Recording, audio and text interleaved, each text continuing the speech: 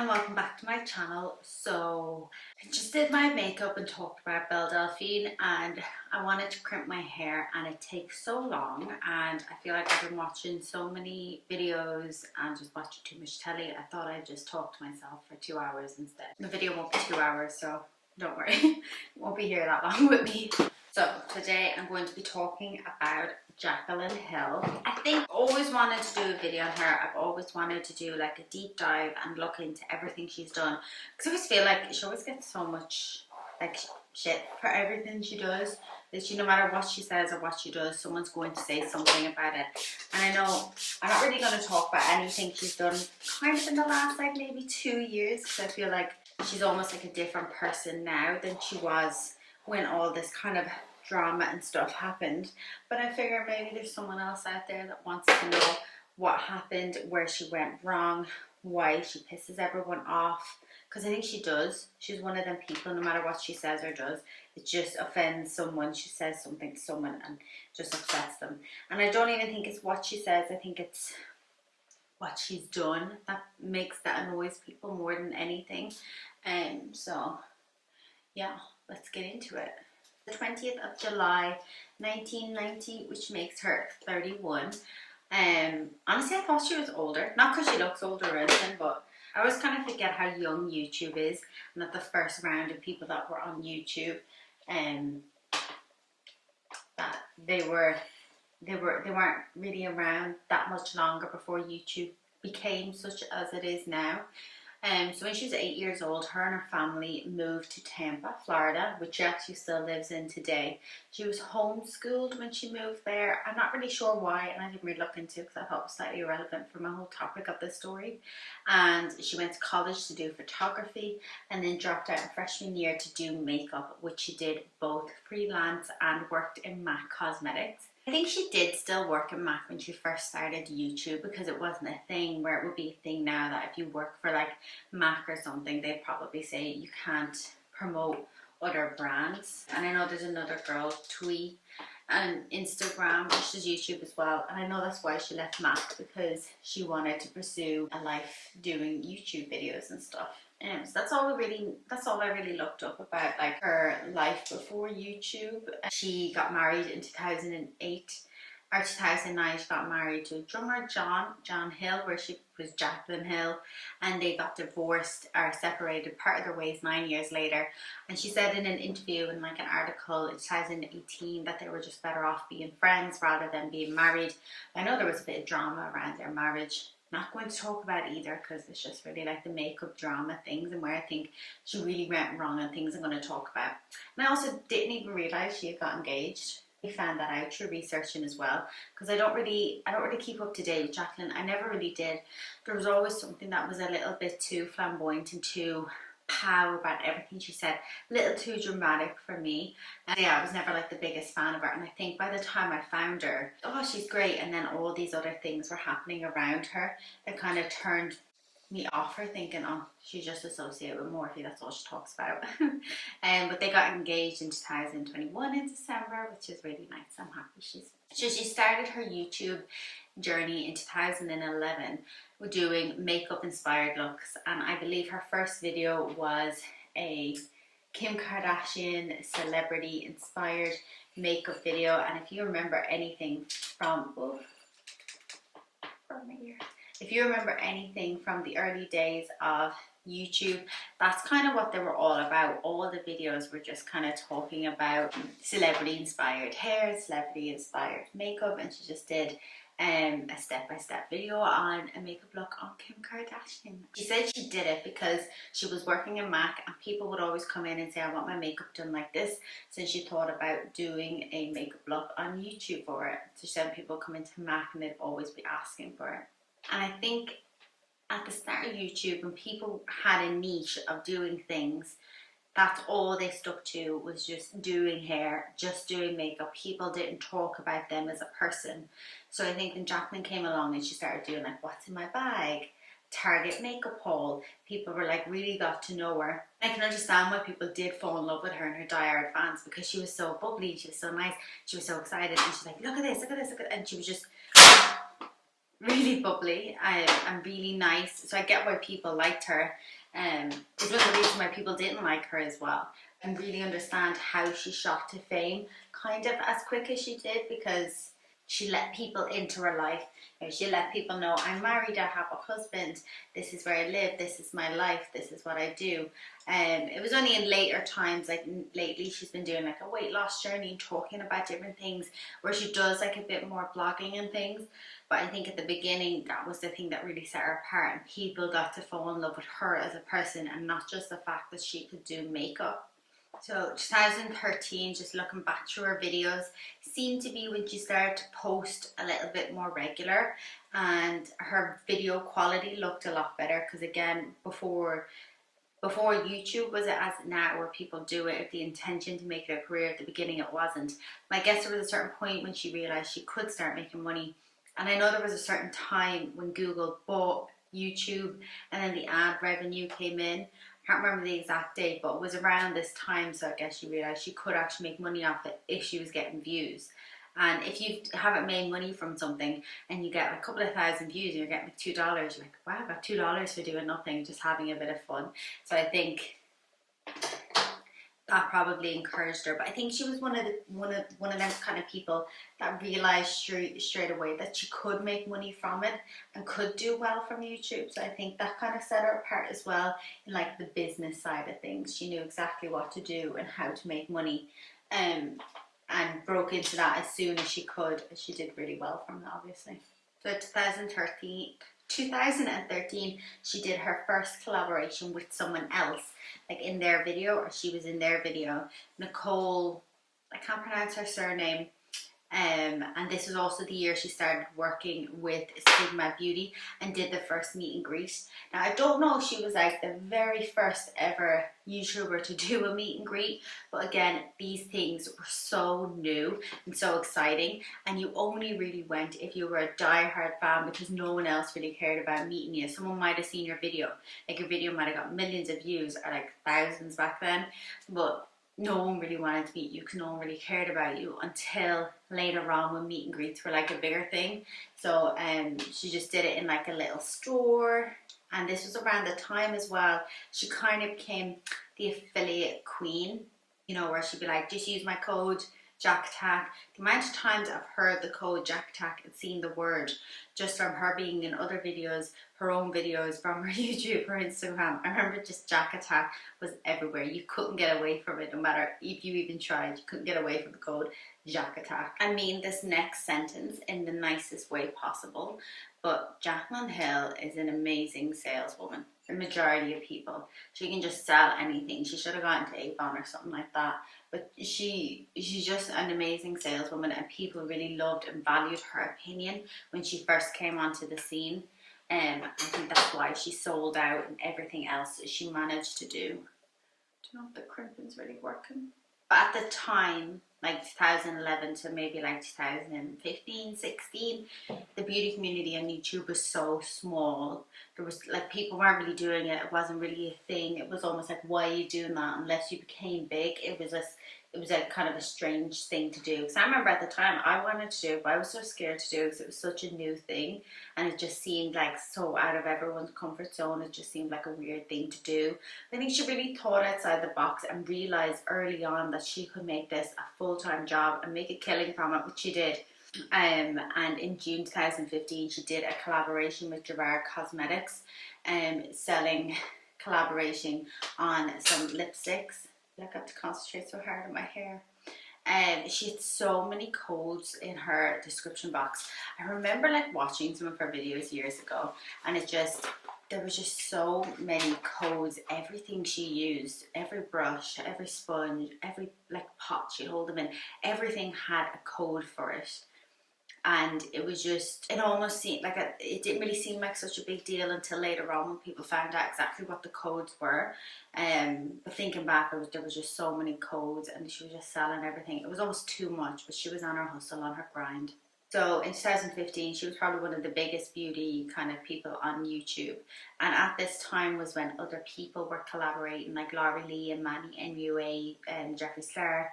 And when everyone was collaborating, she didn't have to, because she was in Tampa, so she was far away. She wasn't in LA. So even if she wanted to, I suppose she couldn't really, but she didn't need to collaborate with everyone else. People loved her anyway. She just had such a loyal fan base and people loved her so much that she didn't feel the need to collaborate. And she went to the IMATs this year, and that's where she met Linda from Morphe. And I guess that's kind of where the whole Morphe kind of affiliation kind of started off with, but it's not for another while. We'll get into the whole Morphe thing. Then she did a collaboration with Becca doing Champagne Pop, the highlighters. I don't really remember these highlighters being as big as they were, but they went live and there was 25,000 units and they sold out in 20 minutes. It was massive. Everyone loved Jaclyn. She was doing so well. The fact that she could sell out products this quick as just a YouTuber was really cool at the time, and I think it really set off everyone else wanting to do collaborations. Although at the beginning collaborations weren't as nice, they weren't as lucrative for people to like make money from. It's early 2016 when we first kind of got introduced to Morphe with Jaclyn, where it was just Morphe this, Morphe that, Morphe the other. But it wasn't for another while before people actually complained about it. But there was just the Jack Attack everywhere. 10% off, use Jack Attack. 10% off, Jack Attack, Jack Attack. Every time she used a product, so she's like, this brush, use Jack Attack 10%. Sponge, Jack Attack 10%. Eyebrows, Jack Attack 10%. It was just every time she had a product in her hand, there was just something, and it was just a bit too much. So then in 2016, she did a second collaboration with Becca, and this was the first scandal she was really in. So she did eyeshadows and highlighters, and they were just really bad quality, and when everyone got them they weren't happy. And as soon as Becca and Jaclyn heard out that everyone wasn't happy about it, they did refund everyone and they recalled everything back and everything, and then they acted on it quickly. But the rest of the collab, except for the eyeshadows, weren't good, and that was what everyone complained about. But I think the highlighters, and there might have been something else in it as well that didn't go completely accordingly to plan. But everyone was happy with it because it was just dealt with straight away, and then everyone was happy. I can't fully remember if it was like relaunched. I don't think it was relaunched. I think it was just like kind of just quit while they were ahead. And then towards the end of 2019, towards the end of 16, she was posting less and less and became more of like an influencer on Instagram. And I guess she realized then that she could really make so much money off affiliate codes, because people would just see it in her Instagram like story and stuff, or her Instagram captions on her photos, and people would see the discount code and they were using it. So she must have been making a killing off that. So back to 2017, we'll go to early 2017. Her videos were doing well. She was getting 1 million, 2 million views, so she was still doing really well. Sorry, my arms are really sore now. She was doing really well. But this is when T channels came out with the shocker. That didn't really shock me at the time. And I remember thinking, well, obviously. But the discount codes were affiliate links, which means that if you used it, the person was getting some money off it. But I guess because she had talked so much about Morphe in her videos, it seemed like she was just selling it to make money, which obviously she was selling it to make money. But people didn't really see it at the time because they thought Jaclyn was the one. She was the girl. She wouldn't do that to anyone. You know, she was always looking out for her like subscribers' best interests and stuff. But it turns out that she was just making money off it. And I remember at the time there was a thing about James Charles that he had got paid like 6-7 figures for doing a shout out or a sponsored post. And I remember seeing at the time, it was like, well, obviously, instead of doing like big billboards or like loads of magazine campaigns, influencers were doing all the marketing for all the companies. And I think they should have been getting paid well, especially the likes of Jaclyn Hill and James Charles, who were making these companies bank at the time. So I think, yeah, they should have been well paid and well reimbursed for all the support that they get in companies. There were so many things I bought at the time because the honeys were talking about them, and I just wanted it because I thought, well, Jaclyn Hill can use it, Jane Charles can use it, I can use it, but yeah, I think I'm just a little bit hot and bothered today anyway. And so then it was like a whole thing about lying and being a cash grab. And it wasn't long after this, obviously all the rules came in where you had to let people know if it was an ad and stuff, because people wanted to know. and then it came across that she was only uploading videos to sell products and get people to use her discount code, which was really annoying because she just wasn't uploading as frequent enough as she could, as people wanted her to. I guess is more right way to say it. She wasn't posting as much because she was getting called out for everything that she did. I think this was around the time, and I think Jaclyn was probably the most attacked for all this out of everyone else out of the beauty community.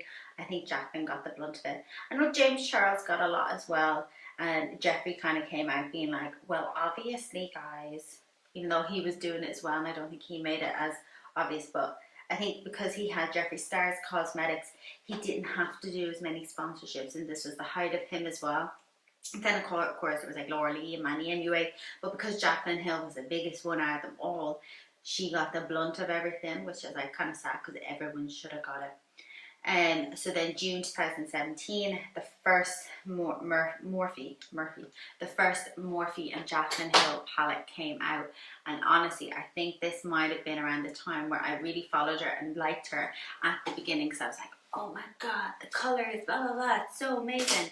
I didn't actually get the palette myself, but I did get it from my sister because I remember she really liked Jaclyn Hill at the time more than I did, and I think I got her the palette maybe like a few months after it went out. But I'm pretty sure they sold over 1 million in like the first year or something. I remember this palette was like, if you don't know who owns this palette, or if you don't have it, or if you don't have any interest in it, it's like you're no way part of the girlies that followed the YouTubers and stuff. It was like such a statement for everyone to have. There were so many reviews on it and everything. It was amazing, and it sold over 1 million. Like I said, it did so well, and I'm pretty sure it's still selling now. And there was no drama around the first one, although a few years later there was a girl that came out saying that she used her friend's palette and felt like one of the colors were different, that the shades came out a little bit different. So when they were looking at the two palettes, they realized there was like something different about them. The shades were different. And upon this coming up on Jaclyn and Morphe's radar, it came out that Morphe had actually changed the formula. One of the red pigments, I think, it was no longer vegan. It had beetles in it. Some sort of pigment from beetles, which obviously annoyed a lot of people because they wanted it because they thought it was vegan friendly, but that only came out a while later about it. But it's still up for sale. I think it still sells well and it's still got good colours, but it's no longer vegan at all, so that was annoying. And this is the product that made Morphe. So I think before this, everyone just knew it was Morphe brushes. They get the brushes from there, they're good quality. But I think this is the product that made Morphe, like put them on the map, and everyone wanted to have a bit of Morphe in their palette. It was just a thing. And even now, Morphe palettes were such a thing for a few years. So yeah. So then it turned to the end of 2017, after this palette went up, she was posting less and less. I guess she realised she wasn't making enough money off the ads. She was probably making more money off affiliate links and doing sponsorships on Instagram, because she's still, I'm pretty sure she had millions on YouTube, but she had millions on Instagram as well, and she probably realised she could make more money, and maybe it's a little less effort as well to post on Instagram rather than to post on YouTube. You don't have to edit as much. And she would only come back every once in a while, and it was normally just to sell something. And it was kind of like, I feel like she owned that title, because she's like, yeah, I'll come back to sell something, whatever. So just kind of took it as, oh, she's back selling something. But everything she touched normally sold out. So I think because up until this point, apart from the Becca thing, and that wasn't even like such a massive thing, people didn't make that into a massive thing because they fixed it so quick, and the big controversy. So towards the end of 2017, she was posting less and less on YouTube until she came back. My book is sitting funny. Okay, so towards the end of 2017, she was posting less and less to YouTube and would only come back. It was coming more like obvious, like she wasn't hiding the fact, I'm only coming back because I have something to sell. She came back to sell another collab let me start that again. So it was coming more and more obvious that she was only coming back to YouTube to sell things. So when she had a collaboration or a sponsorship or, you know, some way to make money. And I mean, most people were doing that, but she was just making it extremely obvious. People would post a video every week, and although it's sponsored, you didn't really think anything of it because they were posting so regular, it didn't even cross your mind. So she came back to announce the second collab with Morphe, which was the Vault collection. And yeah, I think it was 5 little palettes. I actually have 2 of them, the Armed and Gorgeous and the Bling one. One's kind of purpley tones and the other one is like gold and greens. And I actually really like this. Let's be honest, Morphe do sell good palettes. The pigments and stuff they have were really good, and but this palette went out into PR, and I think they sold it in one Morphe store or something in Las Vegas at the time. But everyone that got it in PR just didn't like it. It wasn't it. It was just the pigments and stuff were really off, and everyone was hating on it. So then anyway, they postponed the collaboration for 6 weeks and came back saying, oh, it's all sorted, we postponed for 6 weeks, everything's fixed. But then there was some conspiracies around it that the collab looked really similar to the collab with Becca, Champagne Pop, and people suspected maybe there was some sort of legal issue. And they came back saying that, you know, it's all here, but didn't really fully explain what happened with the pigments or anything. But there was more like that came out after, as they were explaining what happened without actually explaining what happened. So it came back after 6 weeks, and as far as I can realize from my research, there was still a few people that had issues with it, but it's still sold. And the one I have, I know I saw so many people talk about the ones they had was really bad, but the ones that I had, or I still have to this day, I still really like, and I still use, especially the gold out of the Armed and Gorgeous one. I really like them. I've probably gone off, but they still work well for me, so I have no complaints with it. So then early 2019, she wasn't posting much at all, but then June 2019, she released the lipsticks. Jaclyn Hill Cosmetics. It was 20 nude lipsticks, and even saying that out loud now seems absolutely ridiculous, but at the time it seemed so revolutionary. She's 20 nude colours, and there was some really nice colours, and I remember at the time I was like, oh my god, I want to get them all, and I was like trying to budget to try get them, and then everyone got them, and it became the whole lipstick gate scenario where they were just absolute and utter crap. Everyone that got them, people that got it in PR, people that bought them, they were saying that they were lumpy, they were melting, there was hairs in them, it blew up everywhere. It was all over Twitter, all over Instagram. You couldn't turn on any social media without seeing something, and it was so unfortunate because only for the fact that she's Jaclyn Hill and she's an influencer and so many fans, this launch would have been a fail for any other company. Like if I was to start a company and it failed that bad the first round, there was no way I would come back from something like that. So she's really lucky that she has been able to come back from it. But I remember there was a thing about it melting, saying that, and she came out saying that, well, if it's left outside in the heat, it's meant to melt. And you know what? I don't think that's really meant to, but in saying that, that does happen. You know, I have had lipsticks in my pocket or in my bag, and it's been on holidays or in the sun, and they have melted.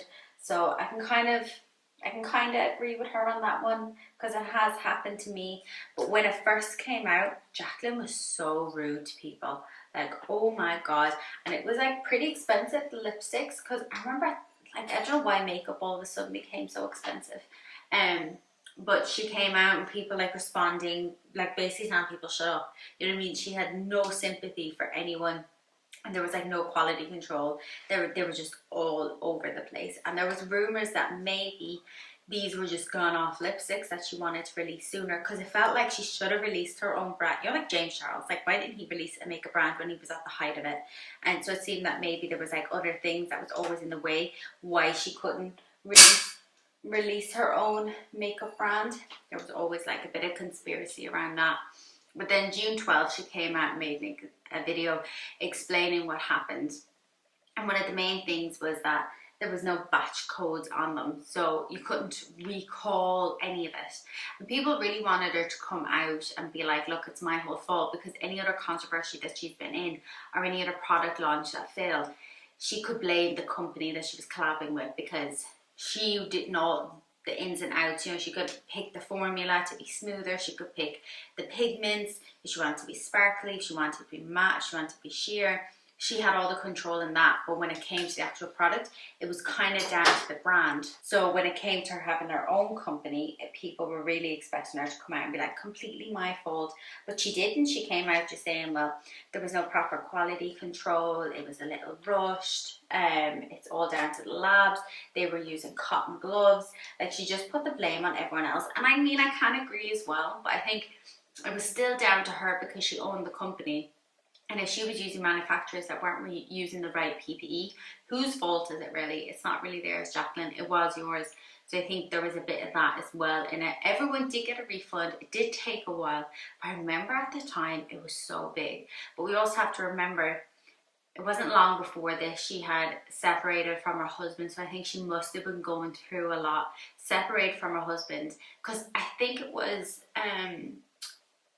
should it be called Jaclyn Hill Cosmetics, because she wasn't technically going to be with her husband, her then husband, and I think she went with it because she was like, no, I started this career being Jaclyn Hill, so I'm going to stay Jaclyn Hill.